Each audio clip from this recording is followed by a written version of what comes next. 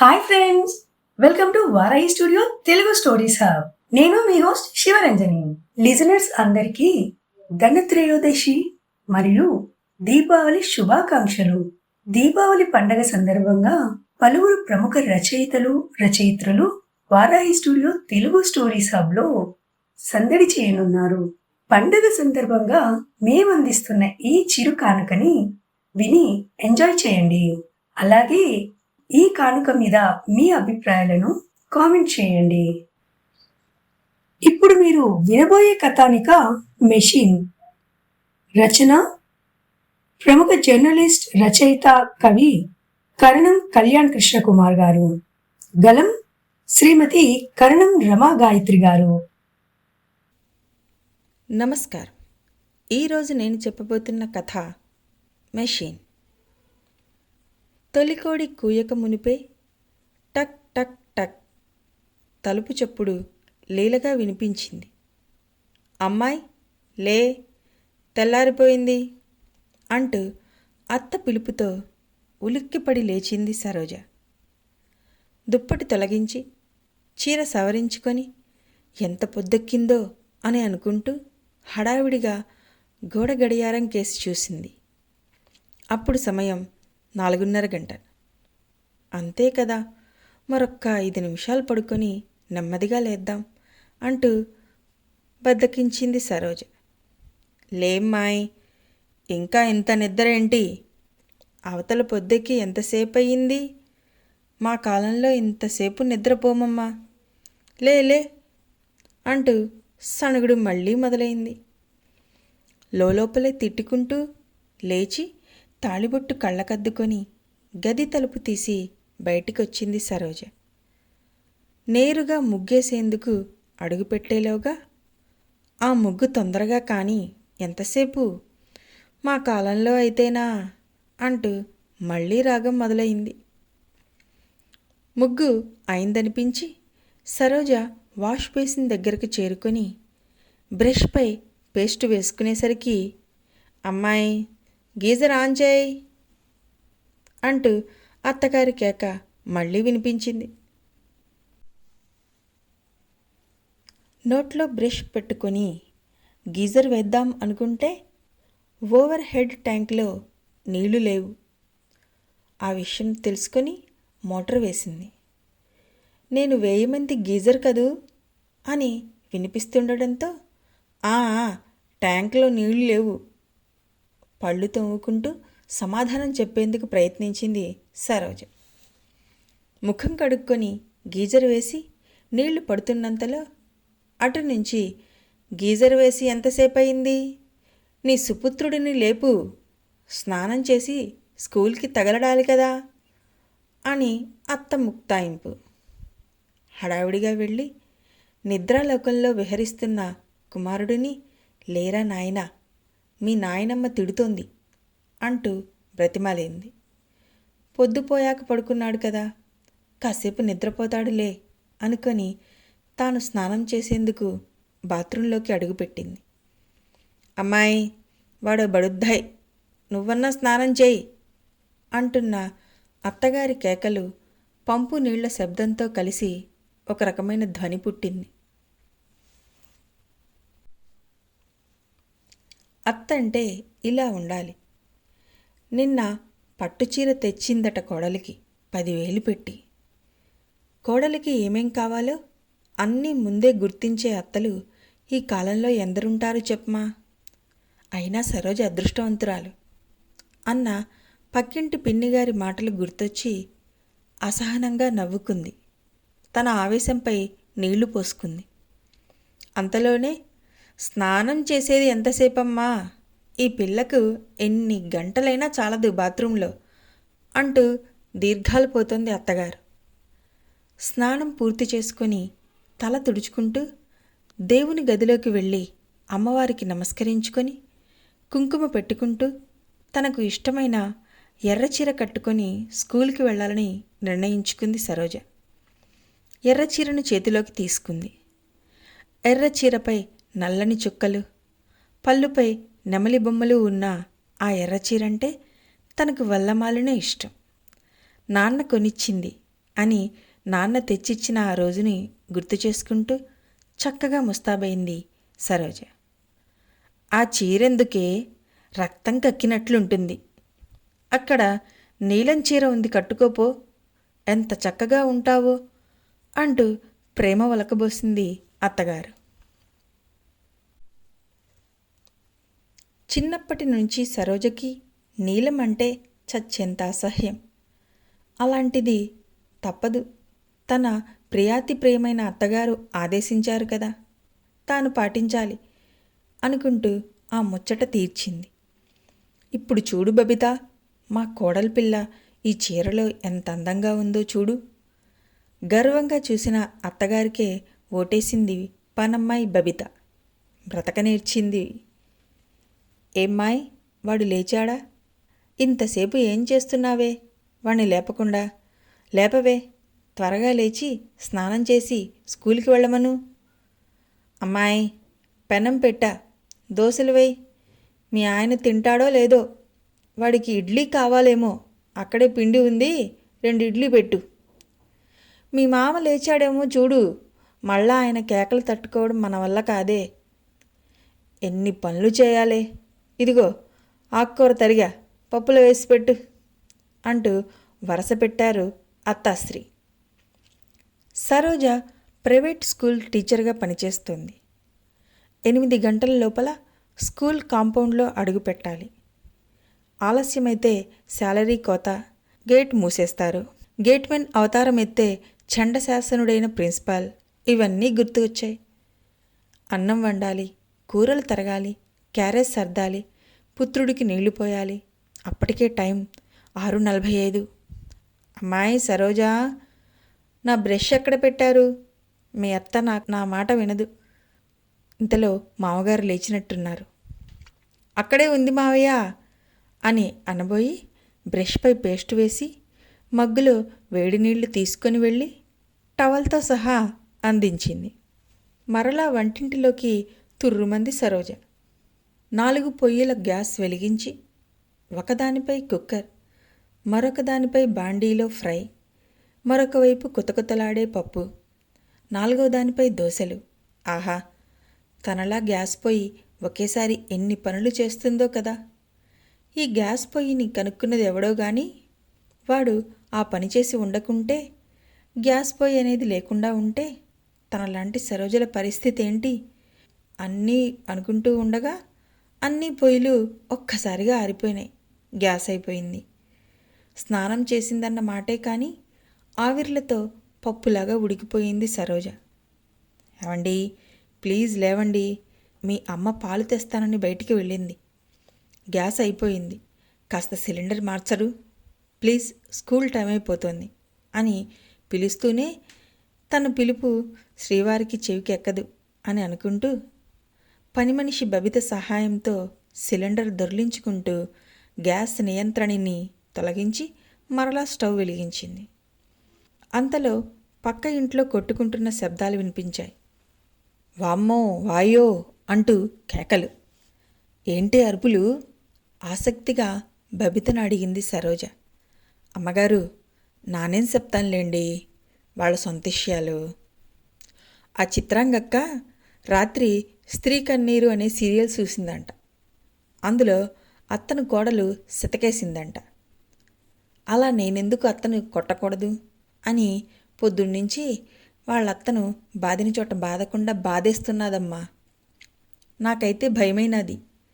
పాపం కదమ్మా అని మొత్తం విషయం చెప్పేసి, నేను చెప్పినట్లు ఎవరికీ చెప్పవాకమ్మా అంది బబిత. బబితను కాస్త కదిలిస్తే చాలు, అందరి విషయాలు ఇట్టే విప్పేస్తుంది. అందుకే అత్తగారికి బబితతో అంత లింక్. ఏంటే అమ్మడు, గ్యాస్ లీక్ అవుతుందా ఏమిటి?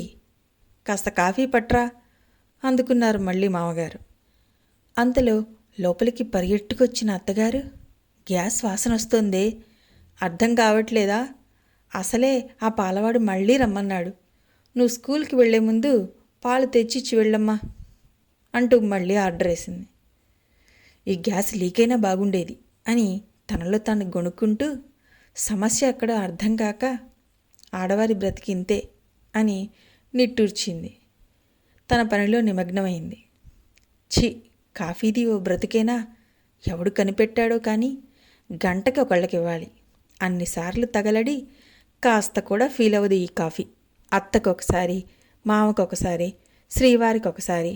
ఏమిటో తను మాత్రం తాగని కాఫీపై ఒకంత కోపం తెచ్చుకుంటూ ఒకంత సానుభూతితో కాఫీ కలిపి మామగారికి అందించి హడావుడిగా వంటింట్లోకి పరుగెత్తింది.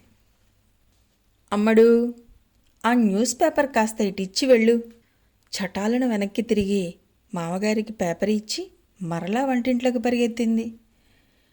కూరలో అట్లకాడ పెట్టి కలిపేలోగా, కూర మాడుతుందే, ఎక్కడున్నావు అని అత్తగారు పిల్లోడి తల 100 సార్లు దువ్వుతూ చెప్పింది. కాస్త కలపచ్చుగా, నేనేమన్నా ఖాళీగా ఉన్నానా అని పెద్దగా వేసిన సరోజ కేక కొండనాలకు అడ్డం పడినట్టు గొంతులోనే ఆగిపోయింది. ఎంతో మంచివారమ్మా అని నాన్న చెబితే మెట్టింట్లో అడుగుపెట్టింది సరోజ. చుట్టూ వాళ్ళని ఎంక్వైరీ చేశానమ్మా, నీకు ఏ సమస్య ఉండదమ్మా అని నాన్న మాటలు గుర్తు వచ్చి, నిజమే కదూ, నన్నెవరూ కొట్టరు తిట్టరు, ఈ జీవితమే కదా అమ్మాయిలు కోరుకునేది అని నిస్తేజంగా క్యారేజ్ సర్దుకుంది. వాస్తవానికి సరోజ అత్తింటి వాళ్ళు అంత దుర్మార్గులైతే కాదు. ఆ విషయం సరోజకు కూడా బాగా తెలుసు. కానీ ఇదిగో చూశారుగా. సరోజా, నా ప్యాంటు, షర్టు, ఇన్నర్స్ తీసిపెట్టు, స్నానం చేసి వెళ్ళాలి. ఓహో, శ్రీవారు లేచినట్టున్నారు. అమ్మడు, ఆ చేత్తో నాకు మందులు కూడా. తనని మర్చిపోతారేమో అన్న అనుమానపు ధ్వని మామగారి గొంతులో వినిపించింది. అమ్మాయి, వాడు లేచాడు, 2 దోశలు వేసిపెట్టు. మోటార్ ఆపేశాను, పంపు కట్టేశాను, చిన్నోడికి తల దువ్వాను. ఎన్ని పనులను చేయాలి నేను? ఇప్పుడైతే వాషింగ్ మిషన్, గ్రైండర్ ఇలాంటివన్నీ ఉన్నాయి మీ కాలంలో. మాకైతే అవేమీ లేవు. అన్నీ మేమే చేసుకోవాలి.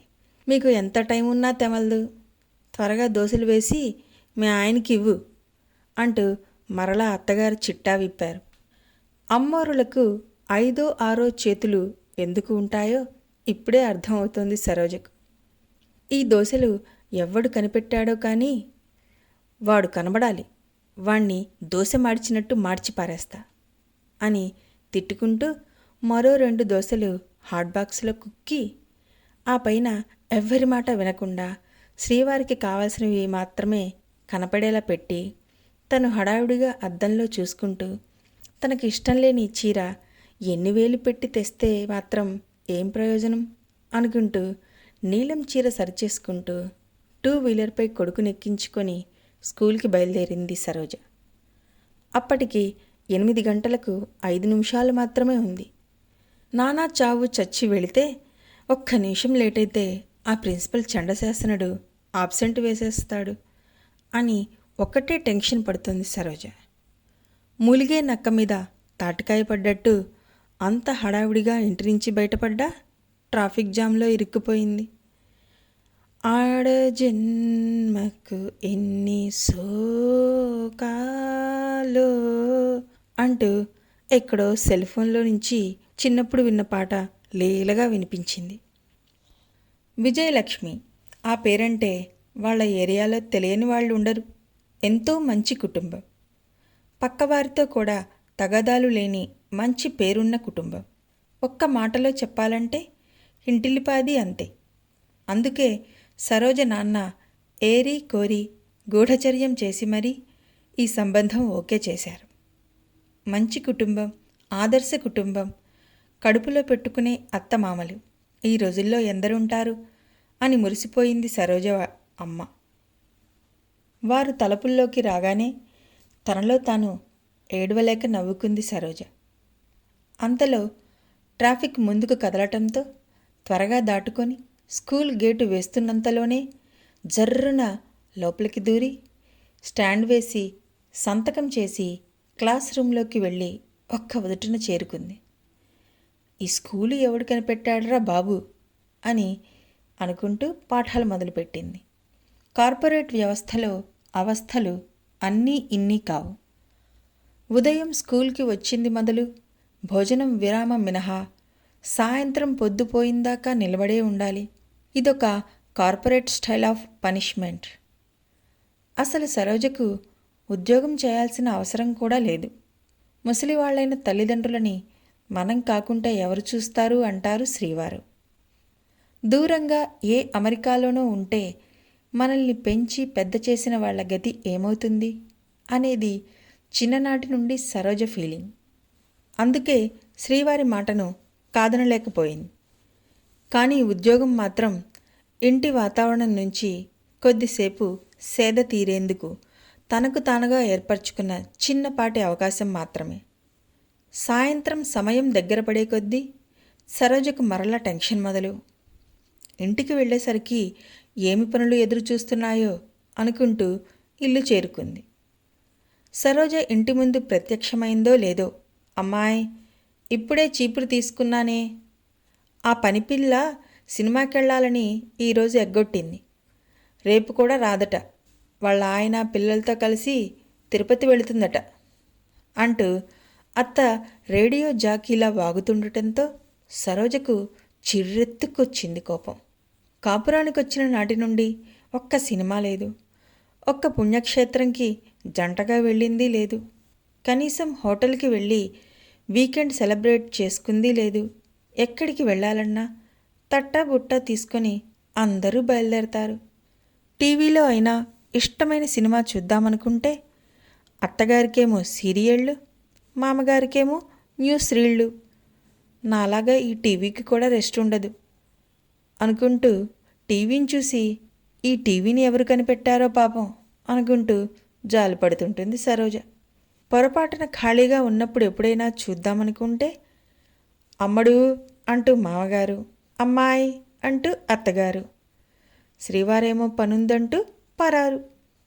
ఛీ, ఇది ఒక జన్మేనా అని అనుకుంటూ చెంగు దోపుకొని వాకిలి ఊడ్చడం మొదలుపెట్టింది. పొద్దుటి నుండి నిలబడి కాళ్ళు ఒకటే నొప్పులు. కాసేపు నడుము వాలుద్దాం అనుకుంటే రెడీమేడ్ పనులు. అప్పగింతలప్పుడు వదిన చెప్పిన మాటలు గుర్తొచ్చాయి. అత్త మామలు చెప్పినట్టు వింటే కష్టాలు ఉండవే అమ్మాయి అంటూ చెప్పిన వదిన కళ్ళ ముందు మెదిలింది. పెళ్ళంటే అబద్ధాలా అనుకుంటూ లోపలికి వెళ్ళింది సరోజ. అమ్మాయి బియ్యం కడిగాను, పొయ్యి మీద పెట్టాను. ఈరోజు రాత్రికి భోజనానికి మీ మావయ్య తరఫు వాళ్ళు దిగుతున్నారు. కాస్త వాళ్ళకేం కావాలో చూడు తల్లి. అదే చేత్తో కాస్త కాఫీ ఇయ్యి నాకు మీ మావయ్యకి అని చావు కబురు చల్లగా చెప్పింది అత్తగారు. ఈ చుట్టాలెవడు కనిపెట్టాడ్రా బాబోయ్ అనుకుంటూ సుపుత్రుణ్ణి రెడీ చేసి హోంవర్క్ చేయడానికి కూర్చోపెట్టి తను మొహం కడుక్కొని వంటగదిలోకి వెళ్ళి అట్లకాడతో యుద్ధం మొదలుపెట్టింది సరోజ. అంతలో అమ్మడు నా మందులు పెట్టే ఇవ్వు, అలాగే మీ ఆయన వచ్చేటప్పుడు నాకు అంటూ మామగారి పనులు లిస్టు మొదలైంది. మతిమరుపు శ్రీవారు ఏది మర్చిపోయినా నాకే సంగీతం, ఏమిటో ఈ జీవితం అని నిట్టూర్చి శ్రీవారికి ఫోన్ చేసి మామగారి లిస్ట్ అంతా ఏకరువు పెట్టింది సరోజ. జాగ్రత్త, మీ మతిమరుపు పుణ్యమా అని మీరు మర్చిపోతే నేను వేగలేక చావాలి, నేనే తిట్లు తినాలి అని మొత్తుకొని వంటింట్లోకి వెళ్ళింది సరోజ.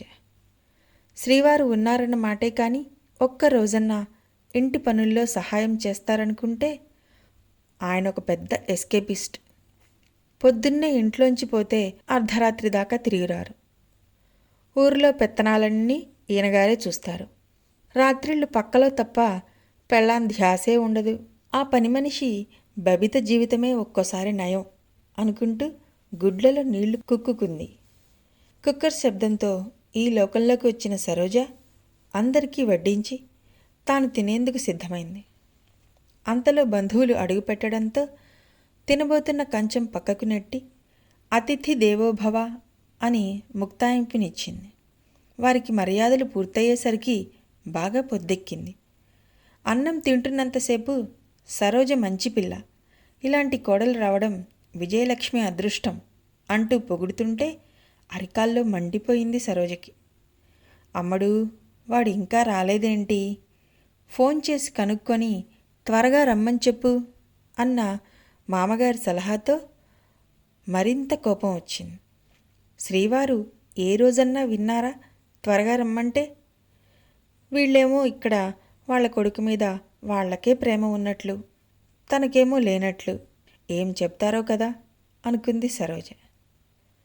అలా పక్క వేసుకుని నడుం వాల్చిందో లేదో శ్రీవారి రాక, శ్రీవారి తలుపు చప్పుడుతో తన్నుకొస్తున్న కోపాన్ని పళ్ళ కింద అదింపెట్టి తలుపు తీసేంతలో మరలా రాగం మొదలైంది. అమ్మాయి, వాడొచ్చాడే, తలుపు తీసి వాడికి అన్నం వడ్డించు, నేనసలే లేవలేను, నేనసలే అలసిపోయాను అన్న అత్తగారి మాటకు కొత్తలాడింది సరోజ. ఇదో టైప్ ఆఫ్ పాజిటివ్ కిల్లింగ్. అవును, ఇప్పుడు సూర్యకాంతాలు లేరు, అందరూ విజయలక్ష్మిలే. లేకుంటే 498 కొరడా జుడిపిస్తుందనే భయంతోటే ఇలా మారిపోయినట్లున్నారు అత్తలందరూ అని తనకు తోచిన రీతిలో తాను ఆలోచించుకుంది. శ్రీవారికి అన్నీ అందించి వడ్డించి పడుకుంది సరోజ. శ్రీవారికి తన బాధంతా చెప్పుకోవాలని, అప్పుడే తన మనసు కుదుటపడుతుందని ఆశపడింది. తిని మంచమెక్కిన శ్రీవారు సరూ అంటూ రాగాలు పోయాడు. సరోజ మానసిక సంఘర్షణ చెప్పుకునే వీలు లేకుండా ఆమె పెదాలను తన పెదాలతో కలిపేశాడు. తన శ్రమకు సాంత్వన చేకూరగానే నిద్రలోకి జారుకున్నాడు. ఏమండోయ్ శ్రీవారు అన్న సరోజ పిలుపు అతని గురకలో కలిసి గాల్లో కలిసిపోయింది. వద్దు సరోజ, వద్దు అని సరోజ ఎంత బ్రతిమాలుకున్నా అప్పటి వరకు ఆగిన కంటి కొలనుకు గండిపడింది. జలపాతమై వర్షిస్తున్న కన్నీటి సునామీని ఆపడం ఇక ఆమె తరం కాలేదు. అత్తా ఒకింటి కోడలే కదా, కోడలి కష్టం ఆ మాత్రం తెలీదా? 10,000 పెట్టి పట్టుచీర తెచ్చి చేతుల్లో పెట్టి కట్టుకో అనే బదులు తనకేం ఇష్టమో తెలుసుకోవచ్చు కదా. అహం అడ్డొస్తుందేమో, అయినా వీళ్ళకి తన ఇష్టాయిష్టాలతో పనిలేదు. వీళ్లకు కావలసింది కోడలు కాదు, ఒక మెషీన్. అర్థమైంది ఆవిడకి అనుకొని కన్నీరు మున్నీరయింది. భవబంధాలకు దూరంగా పారిపోవడానికి కన్నపేగు అడ్డమొస్తోంది. స్వేచ్ఛలు స్వాతంత్ర్యాలు అన్నీ మాటలకే పరిమితం అని తనలో తాను కుమిలిపోయింది. తాను మాత్రం తన కోడల్ని పువ్వుల్లో పెట్టి చూసుకోవాలని బలంగా నిర్ణయించుకుంది. ఈ సంఘర్షణలో కొట్టుమిట్టాడుతూ ఎప్పటికో నిద్రలోకి జారుకుంది. మళ్ళా అంతలో టక్ టక్ టక్ తలుపు చప్పుడు వినిపించింది. అమ్మాయి, పొద్దెక్కింది, లేవాలమ్మా, ఎంతసేపు పడుకుంటారే అని మరలా అత్తగారి పిలుపు వినిపించి అశోకవనంలోని రాక్షస మూకల మేలుకొలుపు పాటలా అనిపించింది సరోజకి. మనం సమాజంలో నిత్యం ఎందరో సరోజలను, మరెందరో విజయలక్ష్మిలను చూస్తుంటాం. ప్రతి అత్త తాను కోడలిగా తను అత్తగారింట అడుగుపెట్టినప్పుడు సరోజల చెప్పుకోలేని ఎన్నో కష్టాలు అనుభవించే ఉంటుంది.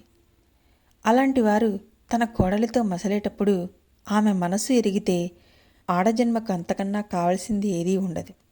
ఆడవారికి ఆడవారే శత్రువు కాకూడదు. సర్వే జన సుఖినో భవంతు. మేము పాడ్కాస్ట్ చేసే ఆడియో స్టోరీస్, ఆడియో సిరీస్ మీకు నచ్చి మరిన్ని కథలు, నవలలు వినాలనుకుంటే తప్పకుండా ఛానల్ని సబ్స్క్రైబ్ చేసుకోండి. అలాగే పక్కనున్న బెల్ ఐకాన్ని క్లిక్ చేయండి. మీకు నచ్చిన స్టోరీస్ గురించి కామెంట్ చేయండి, లైక్ చేయండి, షేర్ చేయండి. అలాగే మాకు మీ సలహాలు, సూచనలు అందజేయండి. నెక్స్ట్ పాడ్కాస్ట్ లో మళ్ళీ కలుద్దాం. అంతవరకు బాయ్ ఫ్రెండ్స్. సైనింగ్ ఆఫ్, మీ శివరంజని.